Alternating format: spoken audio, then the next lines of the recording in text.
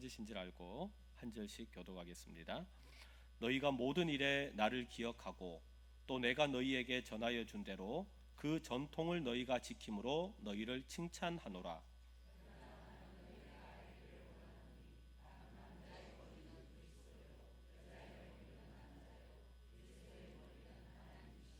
무릇 남자로서 머리에 무엇을 쓰고 기도나 예언을 하는 자는 그 머리를 욕되게 하는 것이요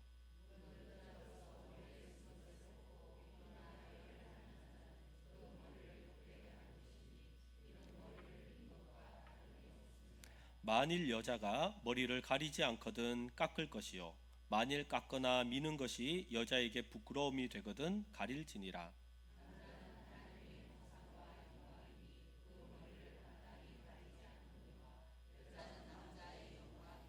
남자가 여자에게서 난 것이 아니요 여자가 남자에게서 났으며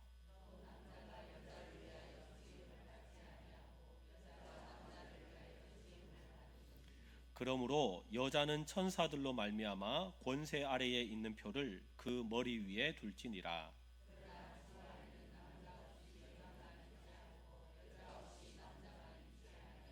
이는 여자가 남자에게서 난 것 같이 남자도 여자로 말미암아 났음이라. 그리고 모든 것은 하나님에게서 났느니라.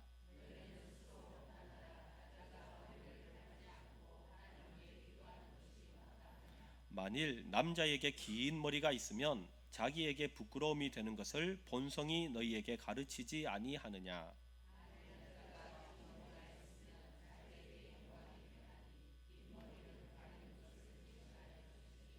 함께 읽습니다. 논쟁하려는 생각을 가진 자가 있을지라도 우리에게나 하나님의 모든 교회에는 이런 관례가 없느니라. 아멘.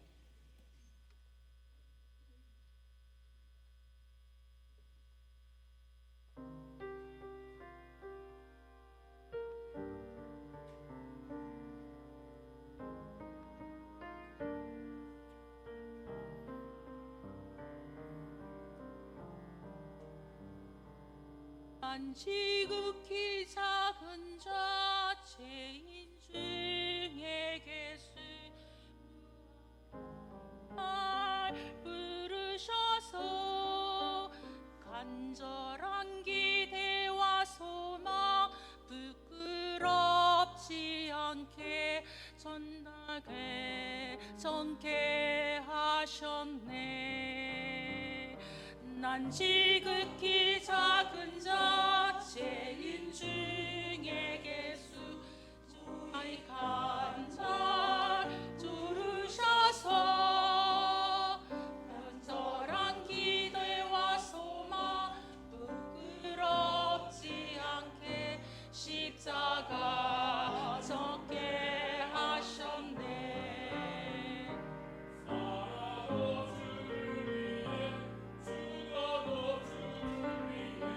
사나 죽으나 난 주의 것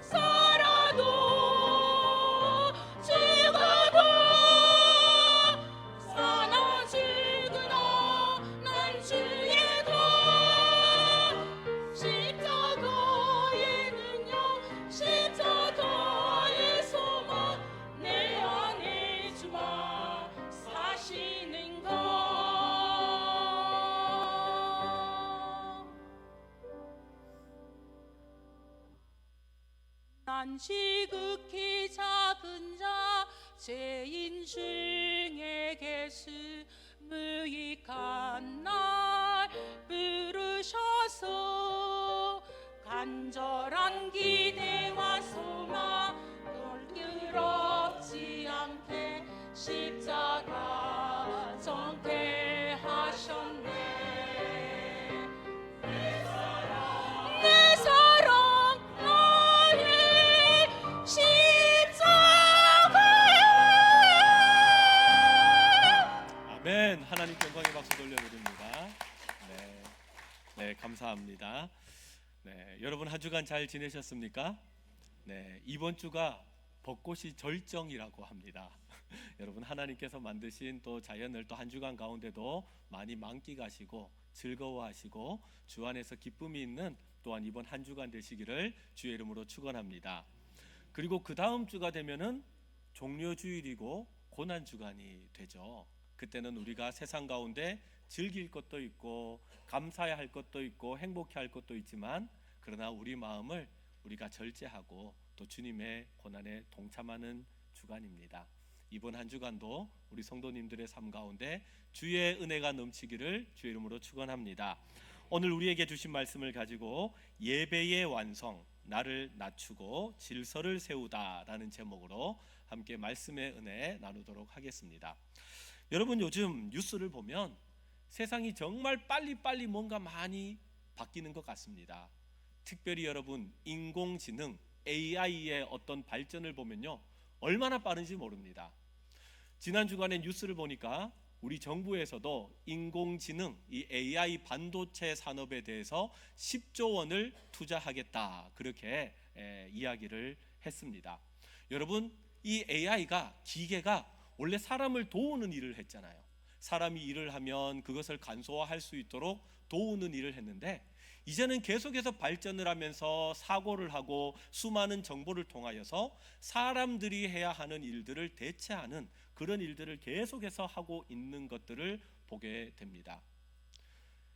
고속도로 타고 가다 휴게소 가니까요 기계가 뭘 자꾸 움직여요. 밥도 하고요 또 커피도 만들고요 얼마나 많은 것들을 하는지 모릅니다.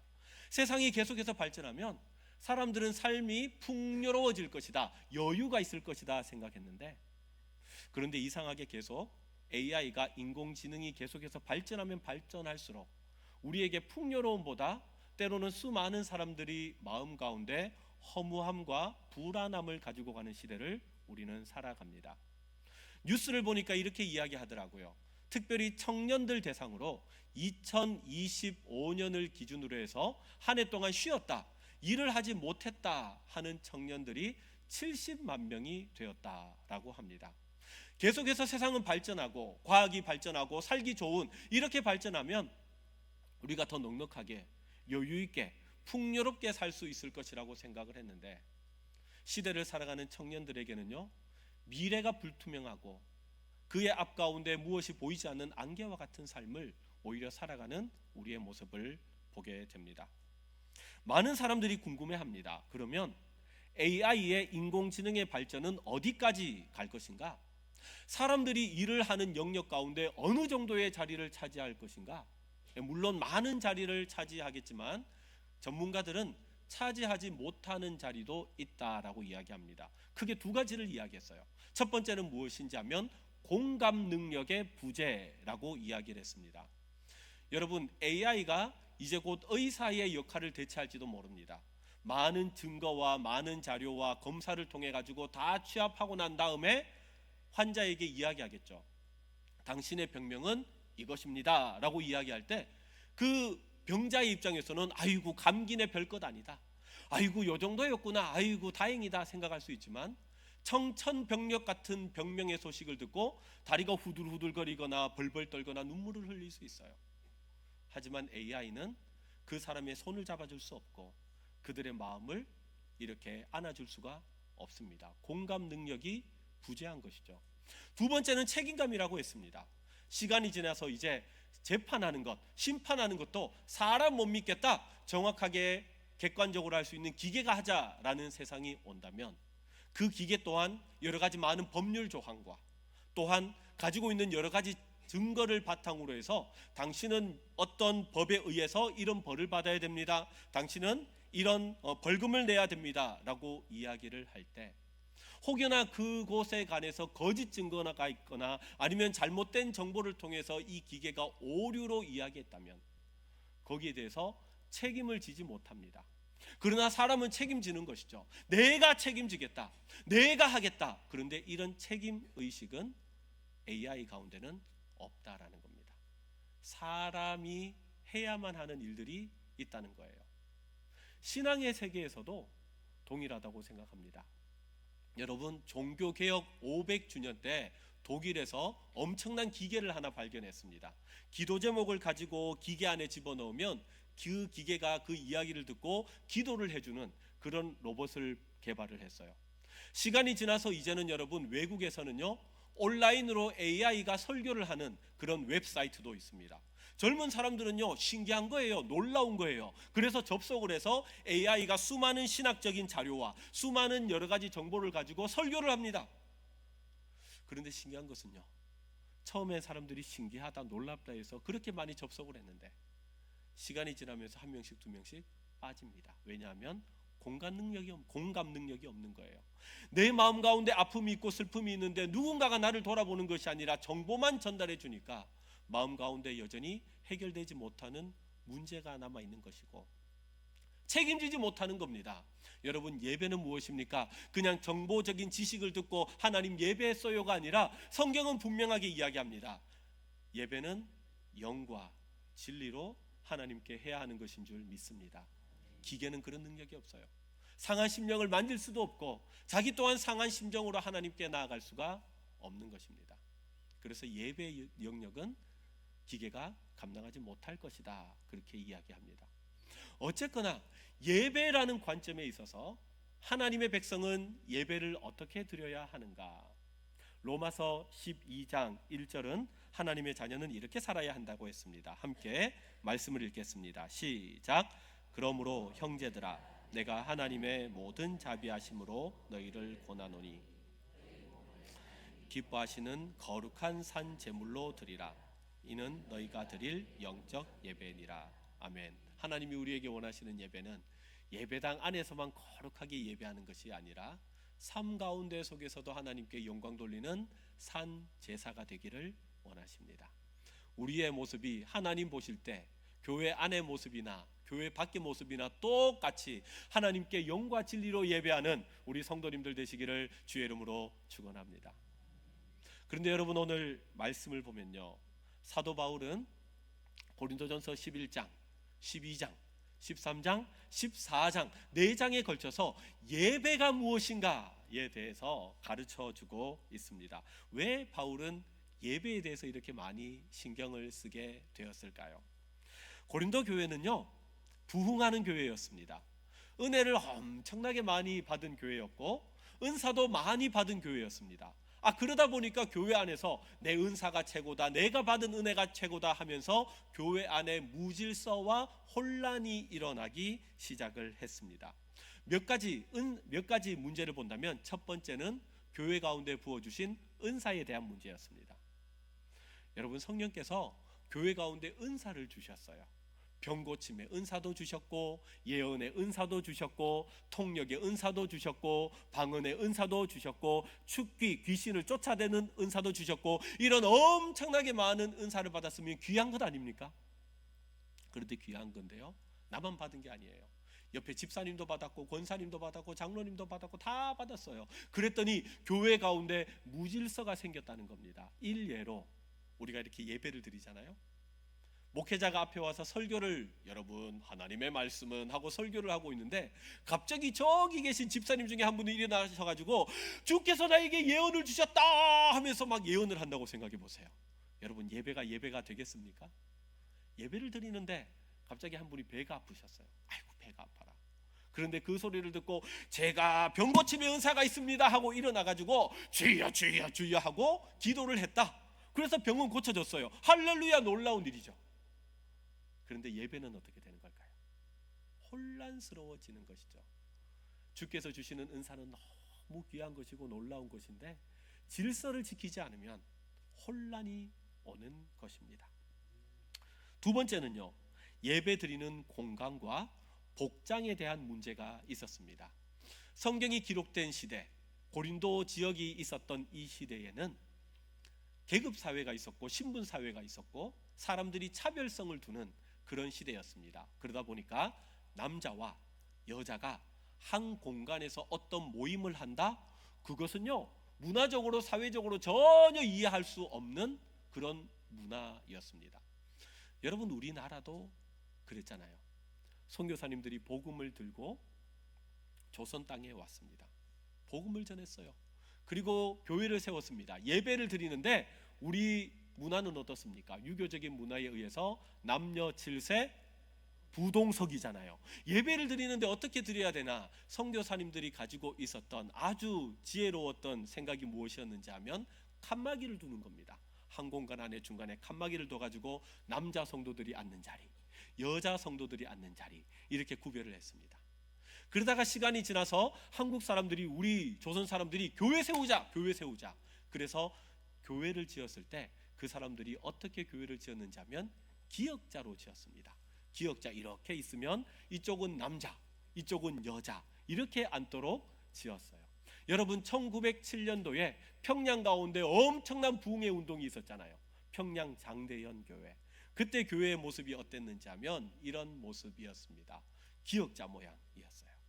그리고 우리나라, 지금 한국 가운데 가장 오래된 교회, 가장 역사가 깊은 교회가 있다면 두 개가 있는데 1908년도에 지어진, 둘 다 전라도에 있습니다. 하나는 김제에 있는 김제교회이고요, 두 번째는 익산에 있는 두동교회라는 곳입니다. 두 곳 또한 똑같이 이렇게 기역자 모양으로 남자 성도, 여자 성도 앉을 수 있도록, 그 당시 문화가 그랬기 때문에 지혜롭게 우리의 선조들은 교회당, 예배당을 저렇게 지어서 예배를 드렸습니다. 여러분, 성경이 기록된 그 시대에도 그랬어요. 예루살렘 성전에서 그들이, 이스라엘 사람들이 예배 드릴 때도 모두 다 한꺼번에 예배 드리지 않았습니다. 간단하게 그냥 만들어 드린 건데 잘 보이는지 모르겠어요. 제일 끝부분에 이렇게 모래색처럼 있는 곳에는 이방인의 뜰이라고 해서 이방인들만 올 수 있습니다. 그리고 그 안에 왼쪽으로 약간 녹색이 있는 곳이 여인의 뜰이에요. 여성들만 올 수 있고, 그리고 파란색으로 있는 곳 이스라엘의 뜰이라고 했는데 이스라엘 유대 남자들이 예배 드릴 수 있고, 그리고 그 안에 제사장이 들어올 수 있는 뜰이 있었어요. 차별과 차별을 두어서 예배를 드리는 공간도 이렇게 예배 드렸다. 그 당시의 문화였고 그 당시에 예배 드리는 방법이었습니다. 당시는 신분 사회였고 계급이 있었고 주인과 종이 있었습니다. 남자와 여자가 있었어요. 유대인과 이방인이 있었습니다. 그래서 차별을 두고 예배를 드렸지만, 그러나 여러분, 세상의 장벽이 다 무너진 곳이 있었습니다. 종과 주인일지라도, 인종 간의 차별이 있었을지라도, 남자가 여자가 있었다고 할지라도 그 모든 것을 다 무너뜨리면서 함께 예배했던 곳이 어디냐? 예수 그리스도를 믿는 교회였어요. 여러분, 교회 안에서는 첫 번째, 그들이 하나님께 영광을 돌리기 위해서 모였지만, 두 번째, 하나님을 믿는 백성들, 예수 그리스도를 구원자로 믿는 자들은 어떻게 살아가야 하는가? 우리는 하나다. 모든 장벽을 무너뜨리고 함께 한 공동체 안에서 영과 진리로 예배했던 사람들, 예수 믿는 사람들은 이런 삶을 살아가는 것이다 라고, 그런 증거의 삶으로 보여주었던 곳이 교회라는 곳이었습니다.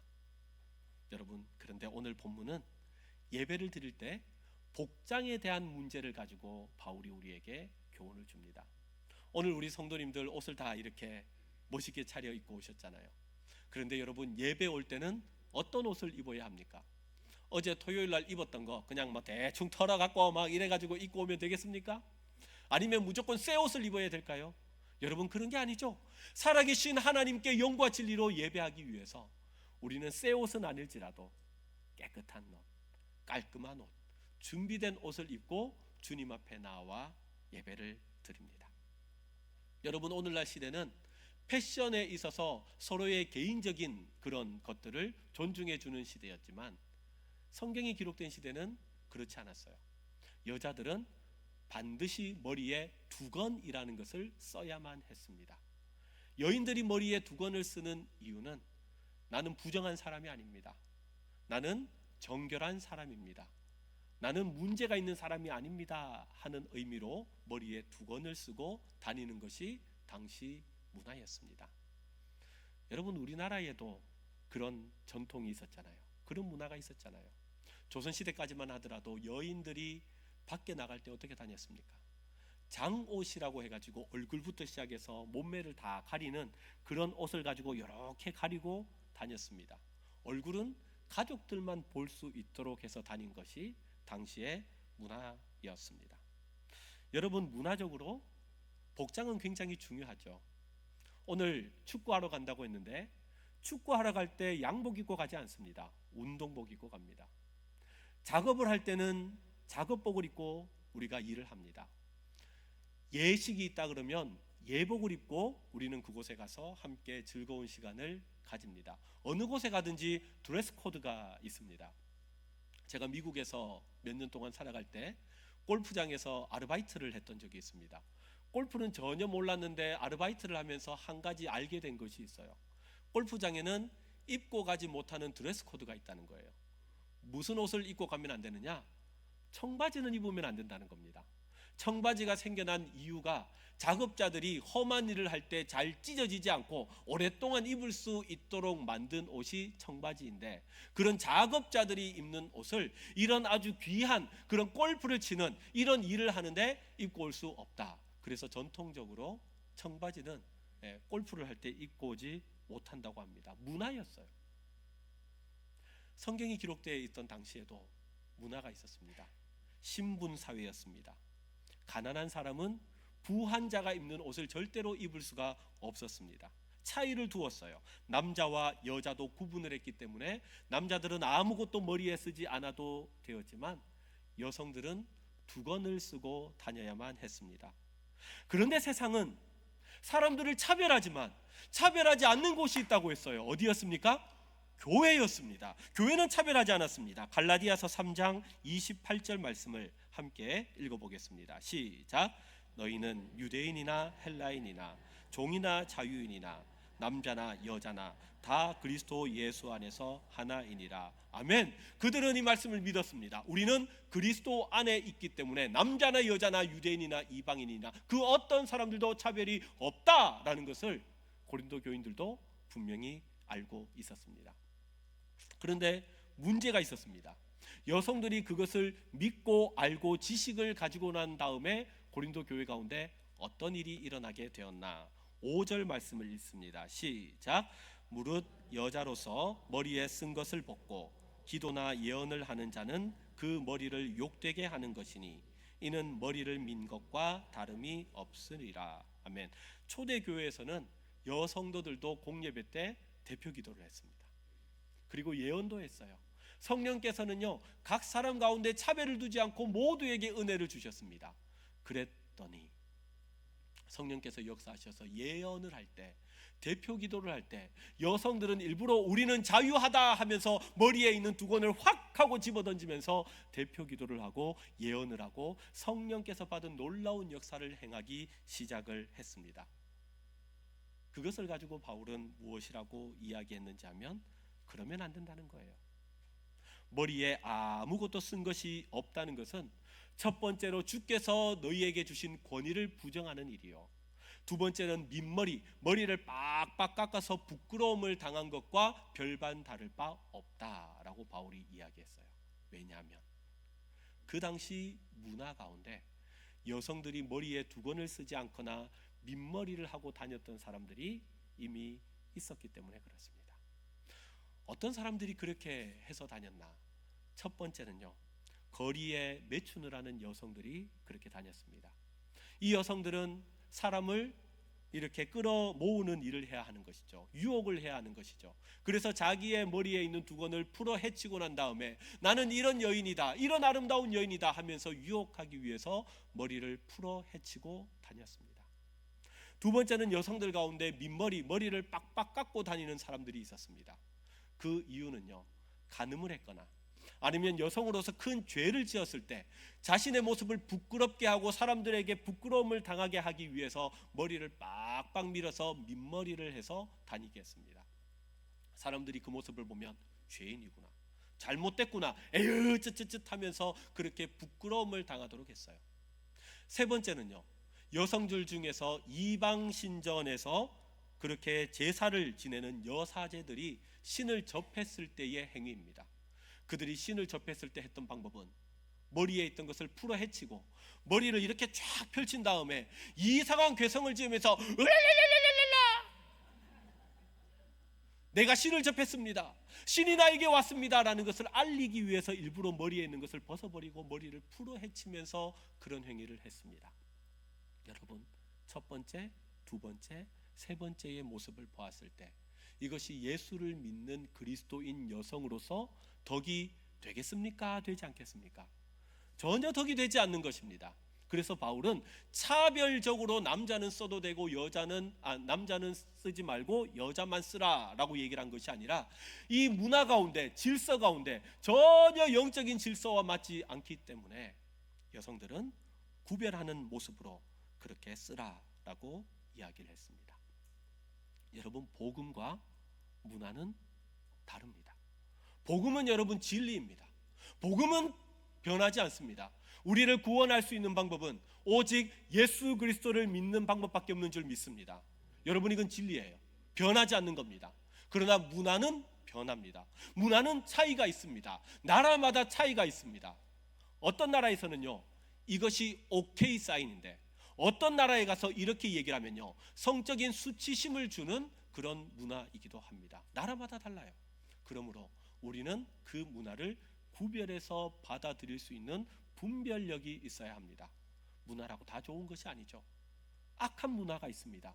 더럽고 추악한 문화가 있습니다. 우리는 그것을 받아들일 수 없습니다. 그러나 주의 일을 함에 있어서 일반적인 전통, 문화, 지금까지 전통적으로 그렇게 이루어져 왔다라고 하는 부분에 있어서는 우리가 마음의 문을 열고 그것들을 받아들일 필요도 있습니다. 아프리카에 가면 여성들은 바지를 입지 않는다고 합니다. 특별히 마사이족으로 가면 여성들은 절대로 바지를 입지 않는다고 합니다. 바지를 누가 입느냐? 여성이 바지를 입는다는 것은 남성들을 유혹하는 방법으로 바지를 입는다고 합니다. 여러분, 우리가 선교를 갔다고 생각해 보십시오. 마사이족에게 갔습니다. 여러분, 바지 입으면 되겠습니까? 안 되겠습니까? 여러분, 바지 입는다고 해서 우리가 구원 못 받는 거 아니에요. 우리가 바지 입는다고 해서 천국 못 가는 것 아닙니다. 그러나 마사이 사람들이 우리의 그런 바지를 입은 모습을 본다면 그들은 우리를 가벼운 사람으로 볼 것이고 부적절한 사람으로 볼 것이며, 우리가 그들에게 복음을 전해줄 때에 그들은 값싼 것, 더러운 것, 추악한 것, 수준 낮은 것으로 이해할 것입니다. 그런데 그들의 문화를 이해하고 그들의 문화를 수용하며 그들이 가지고 있는 문화 가운데 고급스러운 것으로 주의 복음을 전한다면 그들은 그 고결한 복음을 받아들일 때에 예수 그리스도를 믿음으로 말미암아 구원의 소망을 가지게 될 것이고, 그들 가운데 주의 복음이 들어갈 때에 그들의 문화 또한 변화될 줄 믿습니다. 여러분, 예수님도 이 땅 가운데 오실 때 철저하게 문화에 적응하셨어요. 우리 주님은 하나님의 아들이셨습니다. 그분은 자체가 하나님이셨어요. 그러나 유대인으로 이 땅 가운데 오셨습니다. 난지 8일 만에 할례를 받으셨고, 또한 안식일이 되면 늘 회당에 가셔서 하나님께 예배 드리셨고, 유대 절기가 되면 너나 할 것 없이 늘 함께 예루살렘 성전에 가서 절기를 지키셨던 분이 우리 예수님이셨습니다. 나는 하나님의 아들이니까 나는 문제없다, 나를 찬양해야지. 주님은 절대 그러지 않으셨습니다. 그 문화를 이해하셨고 그 문화 속에 녹아들으셨고, 하나님이심에도 불구하고 낮고 낮은 모습으로 이 땅의 문화를 수용하셨습니다. 그래서 바울은 고린도 교인들에게 이렇게 설명합니다. 오늘 말씀 3절을 읽겠습니다. 시작. 그러나 나는 너희가 알기를 원하노니 각 남자의 머리는 그리스도요 여자의 머리는 남자요 그리스도의 머리는 하나님이시라. 아멘. 이 표현은요, 계급이 있다, 높낮이가 있다라는 것을 얘기하려고 하는 것이 아니에요. 하나님, 여러분, 우리는 삼위일체 하나님을 믿습니다. 한번 여쭤보겠습니다. 성부 하나님이 높습니까? 성자 하나님이 높습니까? 성령 하나님이 높습니까? 누가 제일 높습니까? 똑같은 분들이에요. 여러분 믿으시면 한번 아멘 하시기 바랍니다. 똑같은 분들이에요. 우리 주님이 말씀하셨어요. 나와 하나님은 하나이니라 말씀하셨어요. 여러분 하나님의 나라에는요 보좌가 하나 있습니다. 그런데 우리가 표현할 때는 예수님은 어디에 앉으셨나? 보좌의 우편에 앉으셨다 그렇게 이야기할 때가 있는데 표현이에요. 여러분 하나님의 나라에는 왼쪽 보좌가 있고 오른쪽 보좌가 있는 것이 아니라 오직 하나밖에 없어요. 오직 주님의 보좌밖에 없습니다. 그런데 예수님이 보좌의 우편에 앉으셨다는 것은 그 하나님의 영광과 그 하나님의 능력이 동등하다는 것을 내가 알기에 함께 동참한다라는 의미로 표현을 하셨을 뿐입니다. 여러분 우리 주님은 하나님과 동일한 분이세요. 그러나 우리를 구원하기 위해서 주님은 이 땅 가운데 일부러 낮고 낮은 모습으로 오셔서 우리를 위해서 이 온 문화를 다 접하시고 십자가에서 보혈의 피를 흘려주심으로 말미암아 우리를 구원해 주셨습니다. 남자와 여자도 마찬가지라는 거예요. 차별이 아니라 영적 질서를 세우기 위해서 말씀하셨어요. 오늘 말씀 7절을 함께 읽겠습니다. 시작. 남자는 하나님의 형상과 영광이니 그 머리를 마땅히 가리지 않거니와 여자는 남자의 영광이니라. 아멘. 왜 남자는 머리에 아무것도 안 쓰나요? 하나님이 우리를 만드셨는데 하나님의 형상대로 만드셨어요. 여러분 우리의 모습이 하나님의 형상인 줄 믿으시길 바랍니다. 그러므로 가릴 필요가 없어요. 여러분 우리의 모습이 하나님의 형상이기 때문에 가장 존귀하고 가장 아름다운 모습입니다. 그러므로 하나님의 영광을 가릴 필요가 없어요. 그렇다고 여성이 남자보다 못한 존재냐? 그게 아니에요. 영적 질서를 위해서였습니다. 8절 말씀을 보니까 남자가 여자에게서 난 것이 아니요 여자가 남자에게서 났다 말씀합니다. 여러분 세상 사람들은 이 이야기를 들으면 아니 목사님 시대적으로 맞지 않는 차별적인 발언을 하십니다 라고 이야기할지 모르겠어요. 그러나 여러분 성경은 진리입니다. 성경은 분명히 말씀해요. 남자에게서 여자가 났다. 하나님께서 하나님의 형상에 따라 아담을 만드셨습니다. 남자를 만드셨어요. 그리고 홀로 있는 것이 완전하게 만들었지만 홀로 있는 것이 좀 안타까워 보여서 잠을 잘 때 아담의 머리끄댕이 잡아 당겨가지고 머리카락으로 여의를 만든 것도 아니고 다른 방법도 아니고 그 당시 사람들이 생각할 때 가장 소중한 것 마음과 정성을 다하여 하나님께 영광 돌린다 하지 않습니까? 나의 마음, 나의 심장 이것을 맡고 있는 가장 중요한 것, 가장 튼튼한 것 갈빗대를 취해서 주님은 여성을 만드셨습니다. 아담은 하와를 보면서 이야기하기를 내 뼈 중에 뼈요 내 살 중에 살이라고 했습니다. 나에게 있어서 가장 중요하고 나에게 있어서 가장 소중한 것을 가로막는 것처럼 당신은 내 인생 가운데 가장 존귀하고 가장 소중한 존재다라는 표현이 이 표현이었습니다. 그러면서 9절 말씀을 보니까 또 남자가 여자를 위하여 지음을 받지 아니하고 여자가 남자를 위하여 지음을 받았다 말씀하세요. 여러분 이것도 차별이 아니에요. 우리 남자 성도님들 이 말씀 듣고 집에 가셔가지고 봐라 남자가 하늘이다 이렇게 이야기하지 마십시오. 그런 의미가 아닙니다. 하나님께서 남자와 여자를 창조하셨을 때 하나님께서 무엇이라고 말씀하셨나? 창세기 2장 18절 말씀을 함께 읽겠습니다. 시작. 여호와 하나님이 이르시되 사람이 혼자 사는 것이 좋지 아니하니 내가 그를 위하여 돕는 배필을 지으리라 하시니라. 아멘. 돕는 배필이라는 말을 여러분 잘 이해하셔야 됩니다. 우리가 일반적으로 돕는다 그러면 메인으로 무엇은 일을 하는 사람이 있고 옆에서 그것을 보조하는 입장에서 돕는다라는 생각을 할 때가 있어요. 여러분 에덴 동산을 한번 생각해 보십시오. 하나님께서 아담을 만드셨어요. 아담에게 일을 맡기셨습니다. 그러면 하와가 아담을 위해서 보조하는 역할을 한다면 무엇을 보조하겠습니까? 아담이 바깥일 해야 되니까 집에서 빨래하고 옷 개고 밥하고 쌀밥 막 기름진밥 해가지고 고기 딱 얹어서 그렇게 대접해야 되겠습니까? 여러분 에덴 동산 시대에는요 이런 거 먹을 거 그냥 생명나무 실과 하나님께서 다 주셨습니다. 옷이요 입지 않고 빨가벗고 다녔습니다. 그래도 부끄러워하지 않았던 곳이 에덴 동산이었습니다. 그러면 돕는 배필이라는 말이 무슨 말일까? 이 말은요 원어적인 의미를 바라보면 같은 곳을 바라보다라는 말이에요. 하나님께서 아담에게 주신 명령이 뭐냐?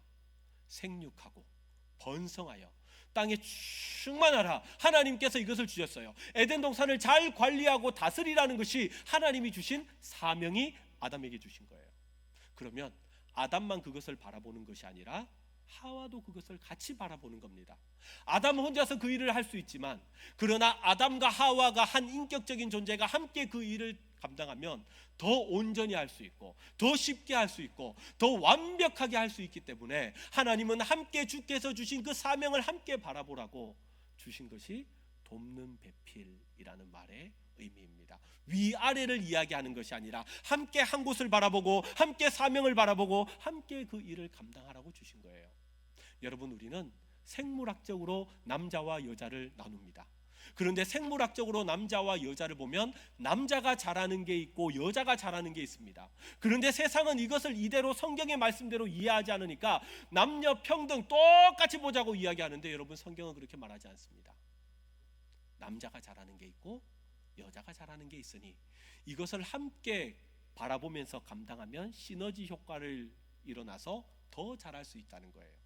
하나님이 가정을 왜 만드셨겠습니까? 남자가 잘하는 것과 여자가 잘하는 것을 통하여서 가정을 건강하게 하고, 그 가정을 통하여서 세상 가운데 건강한 삶을 이루라고 주님께서 우리에게 주신 것이 남자와 여자를 통하여서, 돕는 배필을 통하여서 주께서 우리에게 이루고자 하는 사명이 있는 줄 믿습니다. 위아래가 아니에요. 무시하고 그런 어떤 개념이 아니라 하나님은 질서를 위해서 세우셨습니다. 여러분, 우리도 똑같습니다. 우리도 성령 충만함을 받고, 주께서 주신 은사를 받고, 주께서 주신 은혜를 받고, 주께서 주신 많은 것들을 받으셨습니까? 그러면 주께서 주신 것을 가지고 우리는 고민해야 됩니다. 과연 무엇을 해야지 하나님께 영광이 될 것인가? 우리가 예배하기 위해 교회에 왔습니다. 내가 예배하기 위해 올 때 내가 어떻게 옷을 입는 것이 하나님께 영광이 될까? 내가 어떻게 말하는 것이 하나님께 영광이 될까? 오늘을 하루 살아가는 가운데 내가 어떻게 행동하는 것이 하나님께 영광이 될까? 나의 삶 가운데 내가 어떤 삶을 살아가는 것이 하나님께 영광이요 교회 가운데 덕이 될까? 여러분, 성령 충만한 사람들은 질서를 무시하지 않습니다. 성령 충만한 사람들은 예의를 무시하지 않습니다. 성령 충만한 사람들은 문화나 어떤 상식을 무시하지 않습니다. 성령 충만한 사람들은 오히려 주어진 것을 존중히 여기고 하나님의 영광을 위해서 어떻게 살아가야 할까 고민하며 염려하는 사람입니다. 그러므로 그리스도인들은 항상 이 생각을 해야 돼요. 하나님, 내가 무엇을 하든지 하나님께 영광 돌리는 삶을 살게 하여 주시옵소서. 하나님은 우리를 사랑하십니다. 우리를 기뻐하세요. 그래서 오늘도 우리를 예배자로 부르셨습니다. 하나님, 우리를 예배자로 부르셨는데 이번 한 주간 살아가는 가운데 속에서도 하나님, 나의 잘못된 고정관념과 사고와 생각을 가지고 위아래를 나누고 차이를 두고 있지 않습니까? 하나님, 질서의 하나님이시라고 하는데 주께서 주신 진리를, 질서를 잘 이해하여서 하나님, 나의 삶을 통하여 영광 받아 주시옵소서. 주께 영광이 되는 복된 이 한 주간이 되시기를 주의 이름으로 축원합니다. 이 시간 다 함께 일어나셔서 우리 찬양하기를 원합니다. 하나님, 그렇습니다. 그런 삶을